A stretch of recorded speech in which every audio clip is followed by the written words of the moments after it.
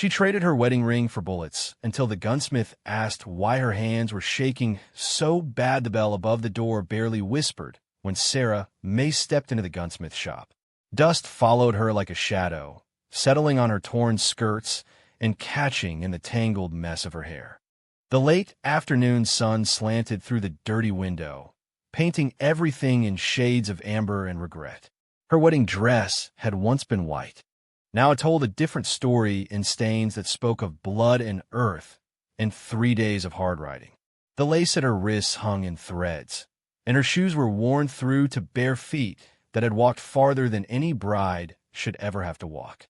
Behind the counter, old Samuel Reeves looked up from cleaning a rifle barrel, his hands stilled on the cloth. In 40 years of selling guns and fixing what was broken, he had learned to read the language of desperate people. This young woman, standing in his doorway, spoke that language with her whole body. She moved like someone who had forgotten how to trust the ground beneath her feet. Each step was careful, measured, as if the world might crack open if she pressed too hard. Her eyes swept the shop with the quick, darting movements of prey that knew predators were near. "Ma'am," Samuel said, his voice soft as worn leather. He set down the rifle and gave her his full attention. "What can I do for you?" Sarah May's mouth opened, but no words came at first. Her throat worked like she was trying to swallow something sharp. When she finally spoke, her voice was barely louder than the dust settling on the floorboards. "Bullets," she said. "I need bullets." Her hands shook as she reached into the small cloth bag tied to her wrist. The trembling started in her fingers and traveled up her arms until her whole body seemed to vibrate with it. Samuel watched her struggle to untie the knot, watched her jaw clench with the effort of trying to hold herself together. "What kind of gun?" he asked, not moving from behind the counter. Something told him that moving too fast might spook her like a wounded animal. "Colt," she whispered. 45. She finally got the bag open and turned it upside down over the counter. A few coins fell out, rolling and spinning before they settled. But it was the ring that caught Samuel's eye. It landed with a soft clink that seemed to echo louder than church bells in the quiet shop. The ring was gold, simple and worn smooth from being turned around a nervous finger. It caught the dying light and threw it back in tiny flames. A wedding band, fresh enough that the skin beneath it was still pale where the sun had never touched. Sarah May stared at the ring on the counter like it was a living thing that might crawl away. Her breathing came quick and shallow. Samuel could see the pulse hammering in her neck, could see the way her hands clenched into fists and then opened again. "How many bullets will that buy?" she asked, not looking up from the ring. Samuel's experienced. I counted the coins quickly. Not much. Maybe enough for a dozen cartridges if he was feeling generous. But the ring, that was worth more than bullets. That was worth something a person couldn't get back once it was gone. "Ma'am," he said carefully, "you sure you want to part with that ring?" Her head snapped up. Her eyes were green like bottle glass, and just as sharp. For a moment, Samuel saw something fierce and wild flash across her face. Then it was gone, replaced by something worse. Emptiness. "It don't mean nothing now," she said. "He's dead." The words fell between them like stones dropped in still water. Samuel felt the ripples of them, felt the weight of all the things she wasn't saying. He had buried his own wife 10 years past. He knew the particular silence that followed such words. "I'm sorry for your loss," he said, and meant it. Sarah May's laugh was bitter as burnt coffee. "Sorry don't bring nobody back. Sorry don't catch the men who done it." There it was, the truth hiding behind her shaking hands and her torn dress. Samuel had seen it before, that look that meant someone was fixing to do something they couldn't undo. He had sold guns to grieving fathers and widowed wives, had seen them ride out with vengeance burning in their eyes like fever. Most of them never came back. "Those bullets," he said slowly, "they for hunting?" She met his eyes then, and he saw the answer written there plain as scripture. Not hunting animals, hunting men. Sarah May picked up the wedding ring with fingers that shook like autumn leaves. She held it up to the light, watching the gold catch fire. For a moment, her face softened. Samuel caught a glimpse of who she might have been before whatever had happened to her husband. Young, maybe even happy once. We was married 3 months, she said, so quiet he had to lean forward to hear. 3 months and 4 days. He used to spin this ring on my finger when we was talking. Said it helped him think. She closed her fist around the ring, squeezing so tight her knuckles went white. Now I can't think of nothing but killing the sons of bitches who took him from me. Samuel reached under the counter and pulled out a small wooden box.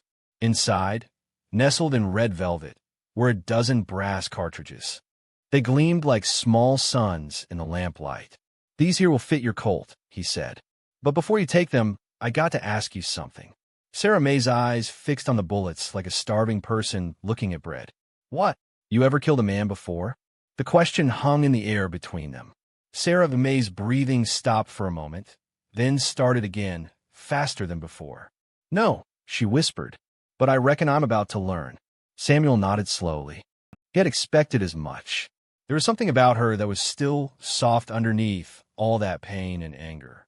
Something that hadn't been hardened by violence yet. He wondered if that was a blessing or a curse. Killing changes a person, he said. Changes them in ways they don't expect. Ways they can't take back. Good, Sarah May said, her voice stronger now. I want to be changed. I want to be something different than what I was when he was alive. That woman couldn't protect nothing. Couldn't save nobody. She placed the ring on the counter next to the coins. The sound it made was final as a coffin lid closing. I'll take the bullets now. Samuel looked at the ring, then at the young woman who had loved whoever wore its match. He thought about his own daughter, dead these 20 years from fever. Thought about the things a man might do if he lost the one person who made the world make sense. His hands moved without his mind's permission, sliding the box of bullets across the counter. Sarah May's fingers closed around it like she was grasping salvation itself. Thank you, she said, and for the first time since she walked in, her voice didn't shake. Samuel watched her turn toward the door, watched the way she held herself straighter now that she had what she came for. But as she reached for the door handle, he found himself speaking again. Mom, what's your name? She paused, her hand on the worn brass handle. Sarah May, she said without turning around. Sarah May Holloway. Well, Sarah May Holloway, Samuel said, his voice carrying the weight of years and experience. I hope you find what you're looking for out there. And I hope when you do, it's worth what you paid for it. She stood there for a long moment, silhouetted against the dying light outside. Then she pushed open the door and stepped back into the world that had taken everything from her. Samuel stood alone in his shop, looking at the wedding ring that caught the last rays of sunset and threw them back like tiny prayers. He wondered if he would ever see Sarah May Holloway again, and if he did, what kind of person she would be when she returned. The questions hung in the air like dust that never settled, waiting for answers that might never come. The door had barely closed behind Sarah May when Samuel heard her footsteps stop. Through the dusty window, he could see her standing on the wooden walkway, clutching the box of bullets like it was the only solid thing left in the world. Her shoulders shook once, then twice, before she steadied herself against the hitching post. Samuel had lived long enough to know when someone needed to tell their story. The pain had to go somewhere, and if it didn't come out in words, it would come out in blood. He stepped out from behind his counter and opened the door. Ma'am, he called softly. Sarah May.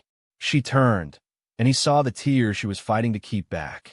They made tracks through the dust on her cheeks like rain cutting through dry earth. You got somewhere to stay tonight? He asked. She shook her head, not trusting her voice. Well, there's a chair by my stove and coffee that's still warm. Sometimes a person needs to sit a spell before they ride on.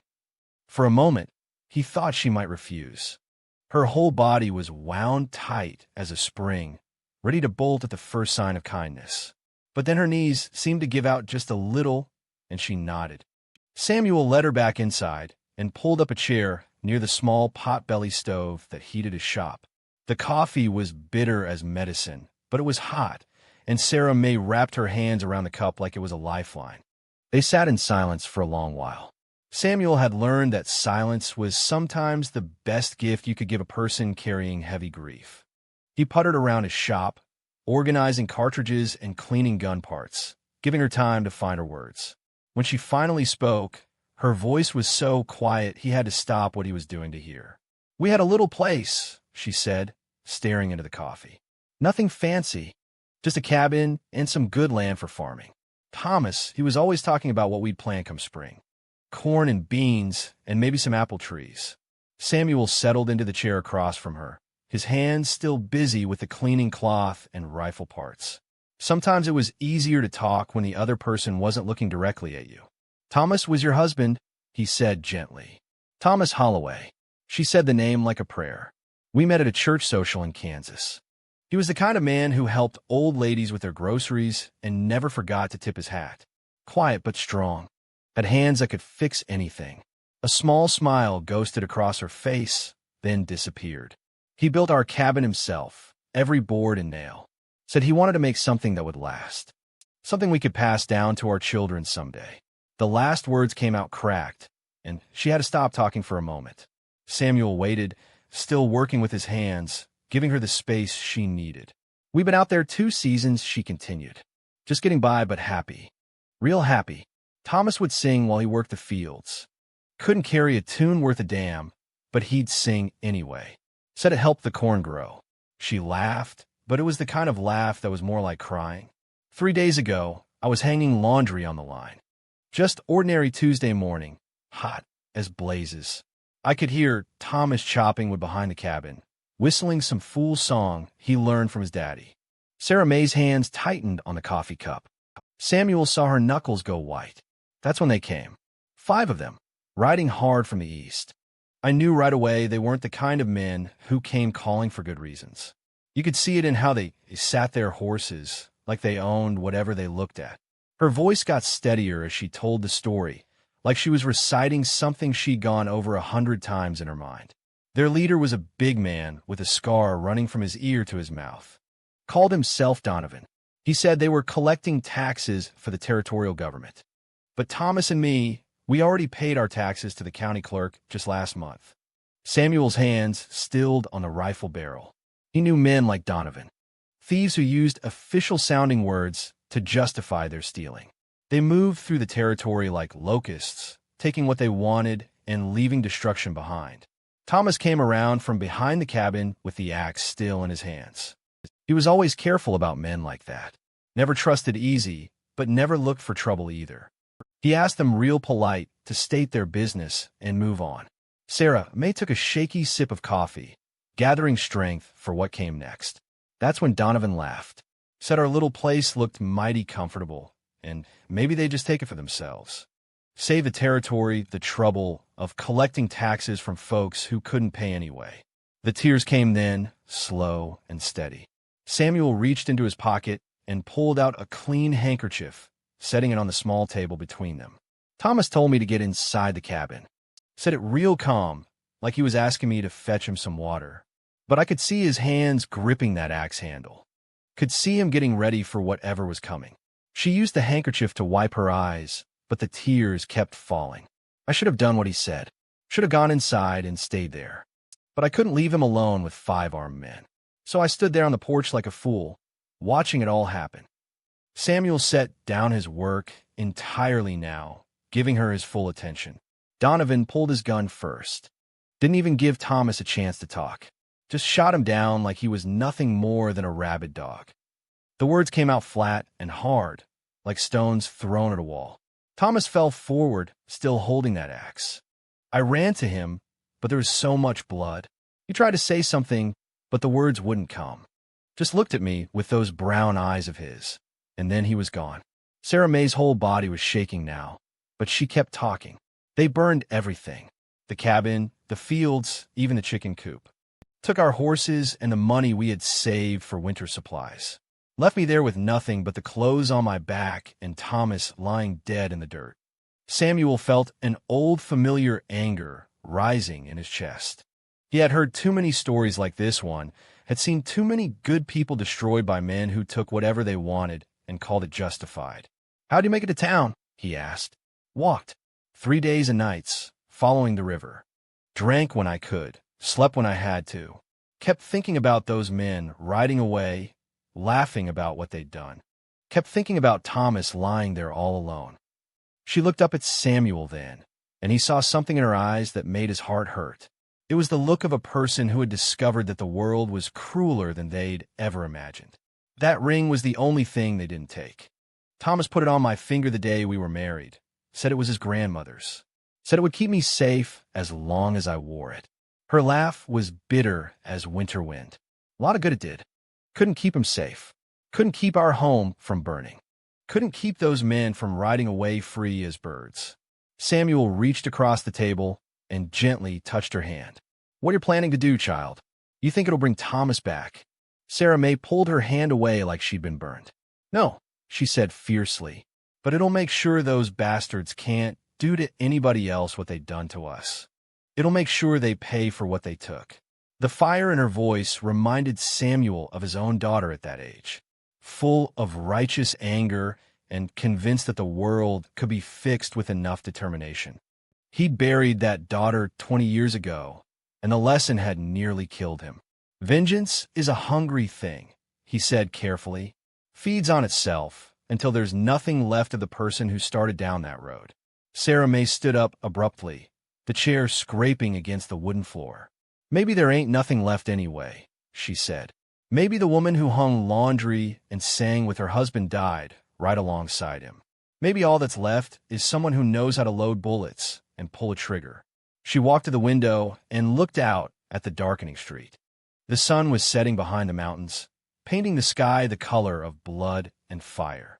I appreciate the coffee and the kindness, she said without turning around. But come morning, I'm riding back out there. I'm going to find Donovan and his men, and I'm going to kill every last one of them.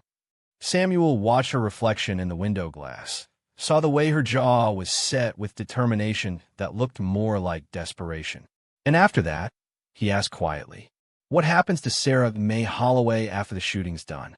She was quiet for a long moment, her breath fogging the glass. I reckon we'll find out, she said, and Samuel heard in her voice the terrible certainty of someone who had already decided that some questions weren't worth asking. The silence that followed felt heavy as storm clouds, full of all the things that neither of them wanted to say out loud. Outside, the first stars were beginning to appear in the darkening sky, and Samuel found himself wondering if kindness could be stronger than vengeance, or if some wounds were too deep for anything but blood to heal. Samuel watched Sarah May's reflection in the window glass and saw something that made his chest tighten with recognition. The way her shoulders curved inward, like she was trying to protect something already broken. The way her hands pressed against the glass, searching for something solid in a world that had become nothing but smoke and falling ash. 23 years old, maybe 24. The same age as Mary would have been if the fever hadn't taken her. You can't ride out in the dark, he said quietly. Not in your condition. Sarah May turned from the window, and the lamplight caught the hollow places under her eyes. She was exhausted in a way that went deeper than 3 days of walking. The kind of tired that came from carrying grief that was too heavy for one person to bear alone. I ain't tired, she said, but even as the words left her mouth, she swayed on her feet. Samuel stood slowly, his joints creaking with the movement. He was getting old, but he could still recognize when someone was about to fall down. When's the last time you ate? He asked. Sarah May's hand went instinctively to her stomach, and Samuel saw the answer in her eyes. Too long. Much too long. I got some beans and cornbread upstairs, he said. Nothing fancy, but it's hot and it'll fill the empty spaces. I don't need, child. His voice was firm, but not unkind. You can't hunt men when you can barely stand up. Even if you found them tonight, you'd be more likely to shoot yourself in the foot than put a bullet where it needs to go. Sarah May's pride warred with her body's desperate needs. Samuel watched the battle play out across her face, saw the moment when simple human exhaustion won over stubborn determination. One night, she said, then I ride out at first light. Samuel nodded and walked to the back of his shop, where a narrow staircase led up to his living quarters. The rooms above were simple but clean. A kitchen with a wood stove, a sitting area with 2 chairs, and a bedroom that had been empty too long. He heated up the beans while Sarah May sat at a small table, her hands wrapped around another cup of coffee. The box of bullets sat in front of her, and she kept touching it like she was making sure it was still real. My daughter used to sit in that chair, Samuel said, stirring the beans with a wooden spoon. Mary. She'd come down to the shop after school and do her lessons while I worked. Sarah May looked up from the coffee cup. What happened to her? Fever took her when she was 19. Same fever that took my wife. Samuel's voice was steady, but Sarah May could hear the old pain underneath. That was 20 years ago, but sometimes I still set 3 plates instead of 1. He ladled the beans into a bowl and set it in front of her along with a thick slice of cornbread. Sarah May stared at the food like she'd forgotten what it was for. Go on, Samuel said gently. Eat. The first spoonful seemed to wake up something in Sarah May that had been sleeping. She ate slowly at first, then faster, like she was trying to fill a hole that went all the way through her. Samuel watched and remembered his own grief, remembered how it had stolen his appetite and his sleep and his faith in anything good. I dream about her sometimes, he said, settling into the chair across from her. Mary, she's always 7 years old in the dreams, with pigtails and dirt on her knees from playing in the garden. She asked me why I spend so much time fixing guns instead of fixing the things that really matter. Sarah May paused with the spoon halfway to her mouth. What do you tell her? I tell her I'm sorry, that I didn't know how to fix the fever, so I fixed the things I could understand. Metal and wood and springs that did what they were supposed to do. The beans were good, better than anything Sarah May had tasted in days. The warmth spread through her body, and with it came a dangerous feeling she'd almost forgotten. Safety. The simple comfort of sitting at a table with another human being who wasn't trying to take anything from her. Your husband, Samuel said carefully. What was his favorite thing about your place? Sarah May's spoon stilled in the bowl. For a moment, Samuel thought she might not answer. Then her face softened, and he saw a glimpse of the woman she'd been before the world broke her. The mornings, she said. Thomas loved the early morning when the mist was still on the fields and everything was quiet. He'd get up before me and make coffee, and when I came outside, he'd be sitting on the porch just watching the sun come up. So it was like watching God paint the world new every day. Samuel nodded. He'd known men like Thomas. Good men who found wonder in simple things, who built their lives around small daily miracles. Sounds like he saw beauty where other folks might see just empty land. He did. Sarah May's voice grew soft with memory. Used to say that anywhere we were together was paradise, long as we had each other and a roof to keep out the rain. She finished the beans and pushed the empty bowl away. The food had brought color back to her cheeks, but it had also brought something else. A loosening around her eyes that made her look vulnerable in a way that worried Samuel. Those men who killed him, she said. Donovan and his crew. You ever heard of them? Samuel had hoped she might forget about the bullets, at least for tonight.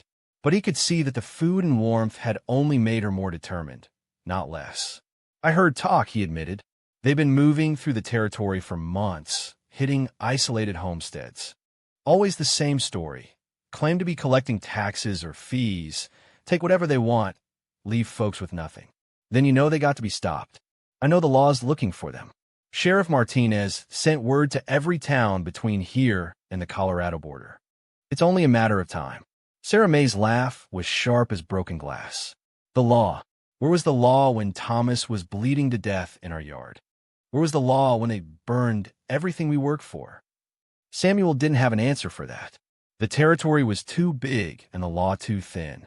Men like Donovan knew how to disappear into the vastness between towns, how to strike and vanish like smoke. Revenge ain't justice, he said instead. Maybe not, but it's all I got left. Night had fallen full and deep while they talked.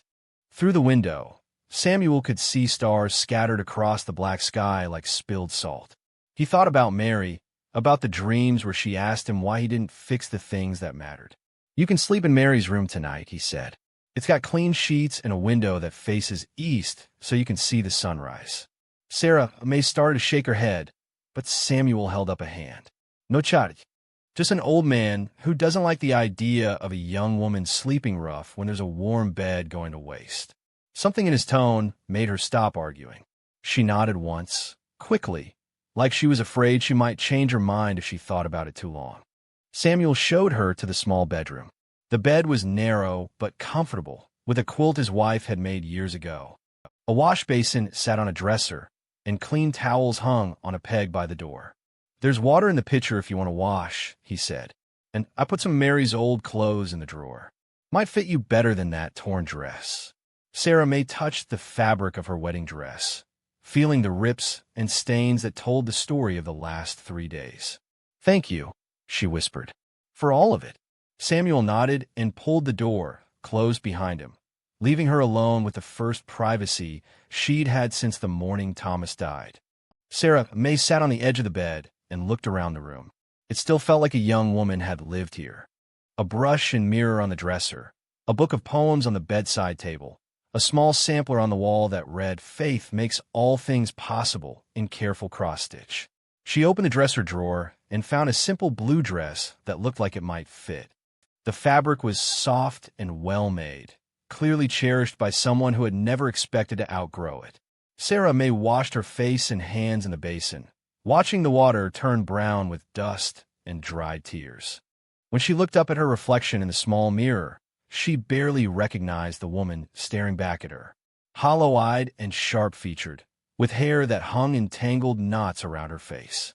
She changed into the blue dress and folded her wedding dress carefully, laying it at the foot of the bed.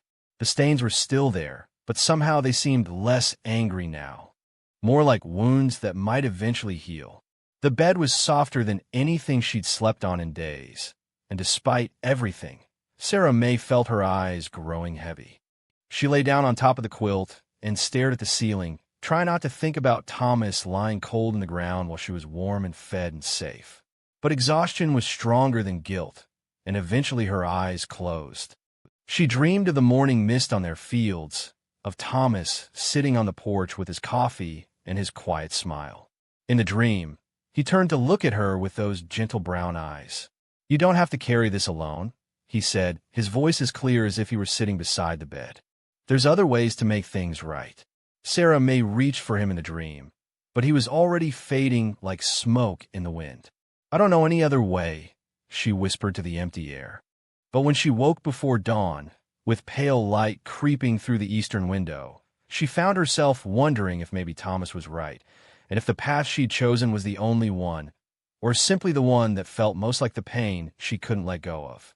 Downstairs, she could hear Samuel moving around in the kitchen, and the smell of fresh coffee drifted up through the floorboards like a gentle invitation to consider what morning might bring, beyond the weight of bullets and the hunger for blood.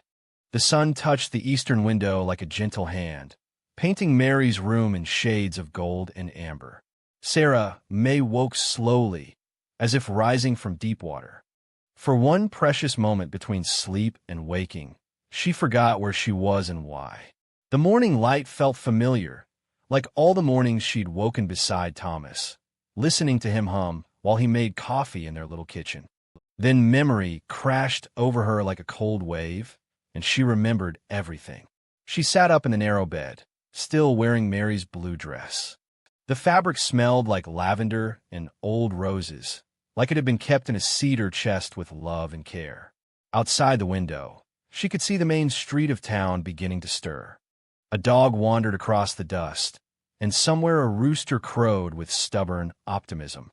The box of bullets sat on the bedside table where she'd placed them the night before. In the morning light, they looked smaller than they had in the lamplight. Just 12 pieces of brass and lead that were supposed to balance the scales of justice. Supposed to make the world right again. Sarah May picked up one of the cartridges and rolled it between her fingers. Such a small thing to carry so much weight.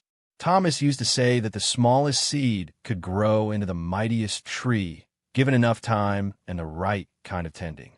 But these seeds would only grow more death, more widows, more empty beds, and cold coffee. Downstairs, she could hear Samuel moving around his kitchen, the familiar sounds of morning routine.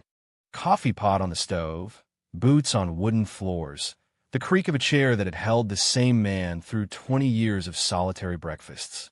She dressed quietly and made her way down the narrow stairs. Samuel was standing at the stove with his back to her, stirring something in a cast-iron pan.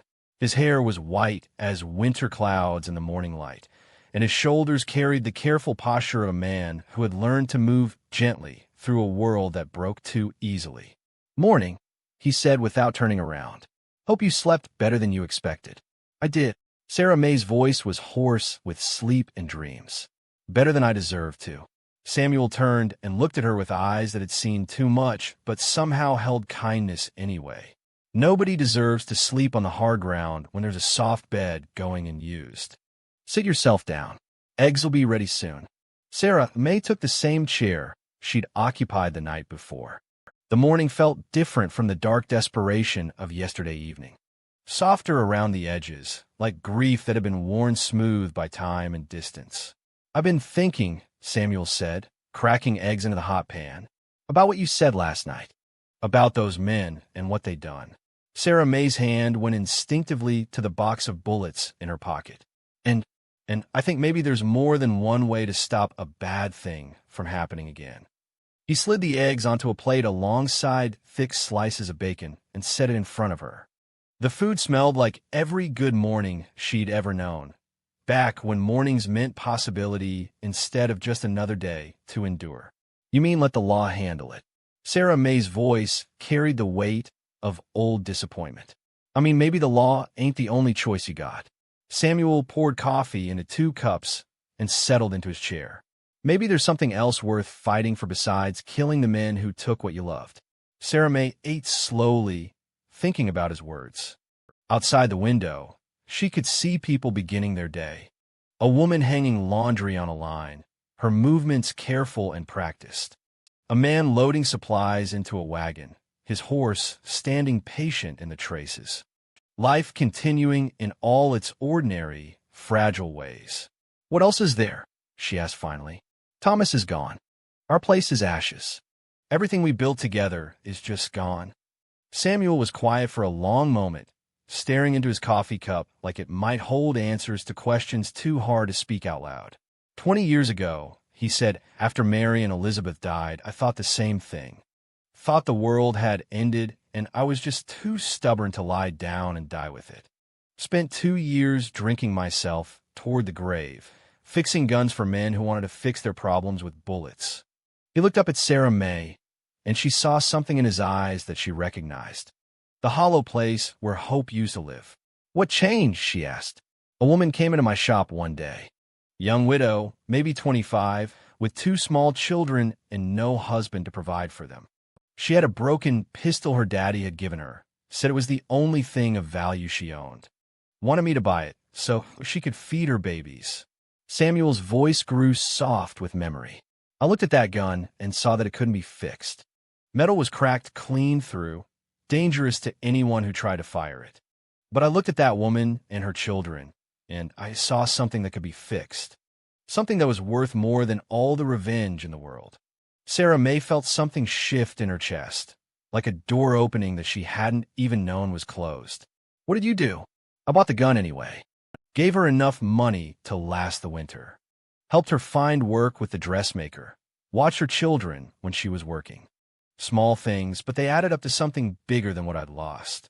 He stood and walked to the window, looking out at the street where life continued its patient, persistent way. "That woman's got a little shop now. Her children are grown and good people. She never knew that buying that broken gun saved my life just as much as it saved hers." Sarah May pushed the eggs around her plate, her appetite fading as understanding began to dawn. "You think I should just forget what happened? Pretend Thomas didn't die?" "No." Samuel's voice was firm. "I think you should remember him by living the kind of life he would have wanted you to live. Building something instead of tearing down. Creating instead of destroying." The silence that followed was heavy with all the things neither of them wanted to say. Outside, the woman finished hanging her laundry and gathered her empty basket, disappearing into her house with the satisfied movements of work well done. "I don't know how," Sarah May whispered. "I don't know how to do anything but hurt." Samuel came back to the table and sat down across from her. His weathered hands reached out and covered hers, steady and warm. "Neither did I. But hurt is just love with nowhere to go. Maybe you can find a place for it that don't involve putting bullets in people." Sarah May felt tears coming and didn't try to stop them. They fell onto her plate, mixing with the eggs that had grown cold while they talked. He wanted children, she said through the tears. Thomas did. Said he wanted a whole house full of them, running around getting into mischief. Said he'd teach the boys to work the land and the girls to be strong enough to do whatever they set their minds to. Sounds like a good man. The best. Sarah May wiped her eyes with the back of her hand. And now there won't be any children. Won't be anybody to carry on what he started. Samuel was quiet for a moment, thinking about Mary and the grandchildren he'd never have, the future that had died with fever 20 years ago. Maybe not his children, he said carefully, but there's other children in the world who need someone to teach them about being strong, about building things that last. Sarah May looked at him through her tears, beginning to understand what he was offering. You mean stay here? In town? I mean, there's a schoolhouse that needs a teacher. Mrs. Henderson's getting too old to handle all those children by herself. And there's a gunsmith shop that could use someone with steady hands to help with the delicate work. He reached into his vest pocket and pulled out her wedding ring, setting it on the table between them. In the morning light, it gleamed like a small sun, warm and familiar. That ring bought you bullets, Samuel said. But maybe what you really need ain't something to take life with. Maybe you need something to build life with. Sarah May stared at the ring, remembering the day Thomas had slipped it onto her finger. They'd been standing in front of the preacher, promising to love each other until death parted them. She thought death was something that would come gentle and far away, when they were old and gray and tired from a lifetime of loving each other. She picked up the ring and slipped it back onto her finger. It fit perfectly, like it had never been gone. Those men, she said, Donovan and his crew, they're still out there.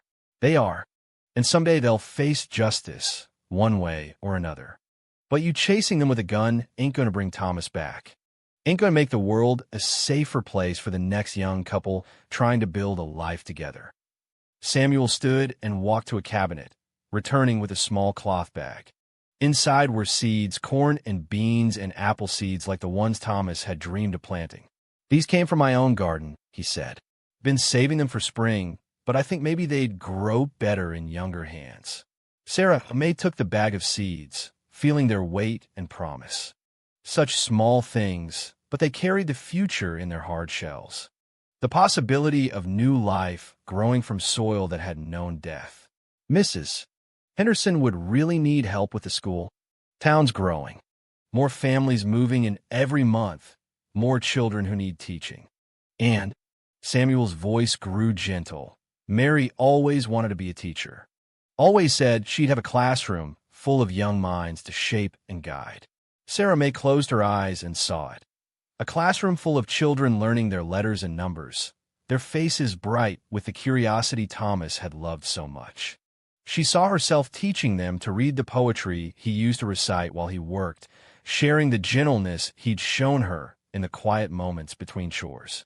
When she opened her eyes, Samuel was watching her with something that looked like hope. I'd still dream about killing them, she said honestly, about making them pay for what they took. Dreams are just dreams. It's what we do when we're awake that matters. Sarah May stood and walked to the window, looking out at the street where people were beginning another ordinary, extraordinary day. A day full of small kindnesses and patient work and the slow business of building something worth keeping. She thought about Thomas and his gentle hands, about the way he'd hummed while he worked and dreamed about apple trees, about the children they'd never have and the children who might need someone to teach them that the world could be gentle, even after it had been cruel. The bullets, she said, pulling the box from her pocket. Samuel held out his hand. I'll keep them safe. Sometimes a person needs to know they've got choices, even if they choose not to use them. Sarah May gave him the bullets and felt something heavy lift from her shoulders. The weight of lead and gold, of revenge and regret, of carrying grief that was too big for one person to bear alone. Thank you, she said, and the words carried more than gratitude. They carried the first real breath she'd taken since Thomas died. Outside, the sun climbed higher into a sky so blue it hurt to look at. Somewhere in the distance, she could hear children's voices raised in play, and the sound was like music after a long silence, full of promise and the stubborn, beautiful insistence of life continuing despite everything the world could do to break it.